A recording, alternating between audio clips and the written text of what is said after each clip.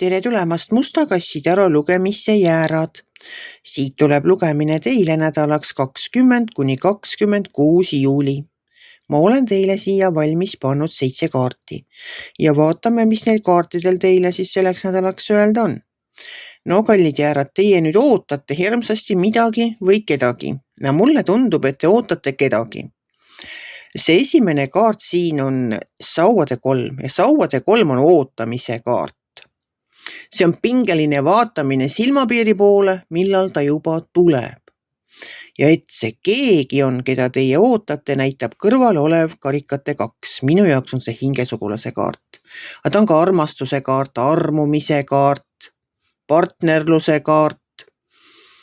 Ta on niivõrd tore kaart, et tõesti, kui on ikka inimene kõrval, kes on sulle hingesugulane, kes on selline inimene, kellega sa ühtemoodi mõtled, kellega teil on ühesugused vaated maailmale, kellega teil on ühesugused moraalinormid, ütleks nii.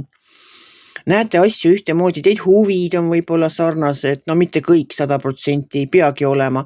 Natuke peavad inimesed ikka teineteist ka täiendama, mitte kopeerima kõike. Et olen kohanud ka selliseid inimesi, kes kõige peale jaa ütlevad, et nagu endal üldse otsustamisvõimet ei ole. Aga hingesugulane on selline, kes mõistab teid nagu täielikult. Ta ei kopeeri teid, vaid te hingate ühes rütmis. Et selline inimene on meile kõigile väga vajalik, ma arvan. Kellega sa nagu tõesti ei pea teesklema, sa saad olla sina ise. Ei pea sõnu valima, ei pea mõtlema, ei tea mis. Sa ei pea mõtlema selle peale, mida ta minust arvab, kui ma nüüd nii teen või naa teen. Ta mõistab täielikult. Hingesugulane tähendab seda, et teie hinged võib-olla on ka kunagi varem kohtunud ja nüüd lihtsalt on see äratundmine nii suur. Et see on väga huvitav, kuidas elu sätib vahest olukordasid. Aga mitte sellest ei ole täna juttu. Täna on juttu sellest, et see, keda te ootate, tuleb. Siin nagu kaardid räägivad seda, et tulevad ka uudised. Et ma nüüd täpselt aru ei saa. Siin on ongi hingesugulase kaart on karikate 2. Räägib armastusest, armumisest, hingesugulasest. Võib-olla te teda juba tunnete ja ta läks kuskile kaugele. Ja ma arvangi et ta on teie tuttav, et ta ei ole mingi võõras, sellepärast, et siin all on karikate baas ja karikate baas räägib uudistest. Just sellistest armastusest, tunnetest, kuna karikad on meie mõtted, meie tunded, meie suhted. Et siis nemad käivad siin koos, see karikate 2 koos karikate baasiga. Et on armastus, on uudised, et ta tuleb, et te saate teada, et ta on tulemas ja küllap ta siis jõuab ka kohale. Ülemises reas peale karikate 2 on keisrinna kaart. No vaat keisrinna on nagu minu jaoks tingimusteta armastus. See on küll nagu armastus kõige ja kõigi vastu. Aga miks mitte ka oma partneri vastu? Nagu lähedasi me ju niikuinii armastame. Keisrinna on selline kaart, kes kannab hoolt selle eest, et elu jätkuks. Tema aitab, tema toetab, tema märkab. Minu meelest on ka see väga tähtis, et sind märgatakse. Märgatakse siis, kui sul on, ma ei tea, mingi mure või on sul mingit abi vaja. Et sind märgatakse, sind ei jäeta selles mures üksi. Edasi tuleb müntide 9. Müntide 9 räägib sellest, et te teete endale. Kõik, mis te teete endale. Te ise elate oma elu, ise juhite oma elu, ise teete otsused.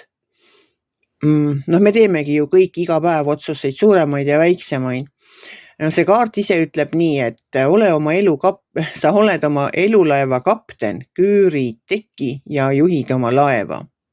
Et eks see nii elus ongi. Ja siis siin all esimene kaart on karikate 10. Võt karikate 10 minu jaoks on täielik idüll. Ma arvan, et see idüll tulebki teie ellu siis, kui ta lõpuks kohale jõuab. Kui see, keda te ootate, kohale jõuab, siis saabub see täielik idüll.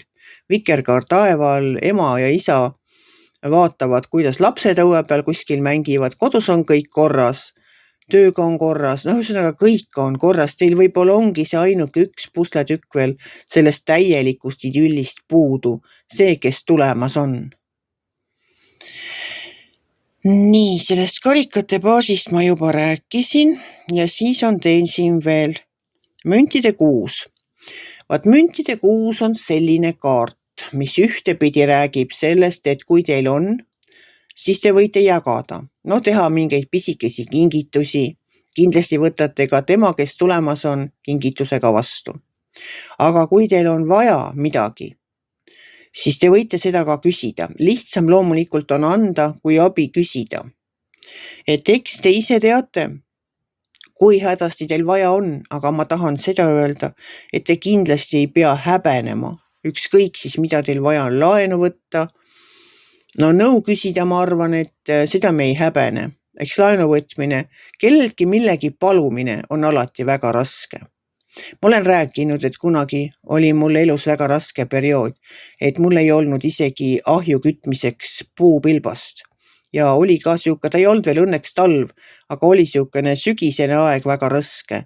Ja kus ma siis seda nüüd välja ütlesin, ei mäletagi enam, aga ühel päeval üsna varsti peale seda, kui ma olin seda kellelegi rääkinud, et mul on ikka päris jama majas, et küta või elektriga, oli mulle suur kotitäis puid toodud ukse taha. Siiamaale ma ei tea, kes see oli. Aga ma olen talle väga tänulik. Muidugi on halb, kui sul ei ole ja sa pead küsima ja tunnistama, et sa ei saa hakkama, et sul ei ole piisavalt. Ma ei tea. Me ikka tahame ju, et meil oleks kõik korras. Jah, ma sain oma toa soojaks ja ei pidanud külmetama ja siis tuli nagu muud lahendused juurde, et sellel talvel me ei külmetanud, et see oli lihtsalt algus sellele, see kotitäis puid. Et sellepärast vähemalt rääkige välja, et teil ei ole ja paluge inglitelt abi. Teate, ma ütlen teile ausalt, et inglid väga aitavad. Lihtsalt öelge ja siis te ei peagi nagu avalikult tunnistama seda, et teil millestki on puudu. Muidugi inglid teile raha ei laena, see on päris kindel.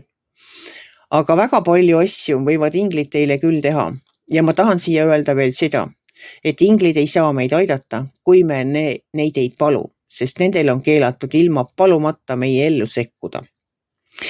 Nüüd läks natukene sellest teemast kõrvale, aga eks see kõik on üks tervik ja meie elu otsused, meie ootused, lootused. Et mina näen küll, et siin läheb kõik väga hästi. Jõuab siis kohale see või inimene või siis miski muu, mida te väga ootate. Aga mina ikkagi arvan nii, kui ma kaartide peale vaatan, et see on inimene, keda te ootate. Kas te just kõik ootate, kõik jäärad vaevalt, et seda teevad, aga see, kes ootab ja kellele see sõnum mõeldud on, küllap tema seda kuuleb ja saab seda võib-olla tuge, et tulemas on ikkagi, et ta on tulemas ja need uudised tulevad. Tulgu teil üks imeline nädal, armsad jäärad. Kui teile minu lugemine meeldis, ärge olge kitsi, pange ikka like pöiale üles, võite ka kommenteerida. Eriti ma tahaks teada, kas ta tuli või ei tulnud. Just, ja kas see idüll lõpuks saabub või ei saabu? Ma ikka arvan, et ta saabub, aga te olete väga kitsid, te ei taha mulle kirjutada. Kirjutada saab mulle Mustakassi Taro. Kõik üks sõna @gmail.com. Ja nii on. Tulgu teil üks tore nädal, kohtume järgmisel nädalal.